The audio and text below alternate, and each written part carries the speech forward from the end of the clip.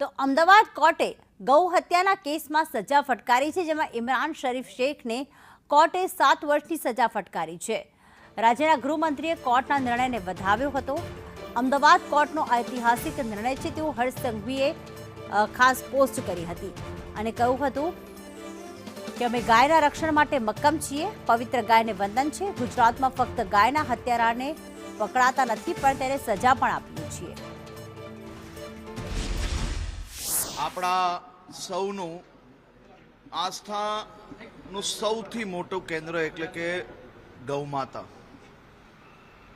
અને આ ગૌ હત્યા પર પ્રતિબંધનો કાયદો લાવનાર એ પહેલી ગુજરાત સરકાર હતી।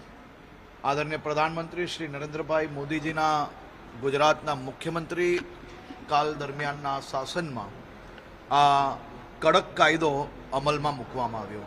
ગુજરાત એવું રાજ્ય છે જ્યાં કરોડો લોકોને ગૌ માતા જોડે ખૂબ મોટી આસ્થા જોડાયેલી છે, અને આ ગૌ માતાનું રક્ષણ કરવું એ આપણી ફરજ છે।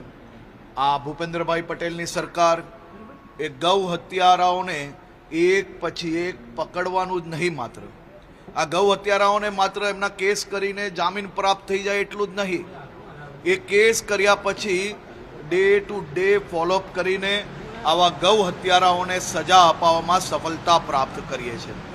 ગુજરાતમાં આ મહિને આ ત્રીજો ચુકાદો છે। કાલે અમદાવાદ કોર્ટ દ્વારા આ ઐતિહાસિક ફેસલો આપવામાં આવ્યો છે અને બે હત્યારાઓને 7 વર્ષની કડક સજા આપવામાં આવી છે।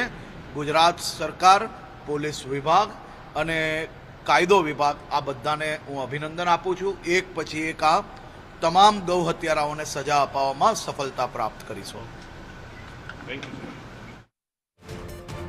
અમદાવાદ કોર્ટે ગૌ હત્યામાં સજા ફટકારી આ નિર્ણયને હર્ષ સંઘવીએ વધાવ્યો હતો અને કહ્યું હતું કે આ માસમાં જ 3 એવા ચુકાદા આપવામાં આવ્યા છે જે ઐતિહાસિક છે।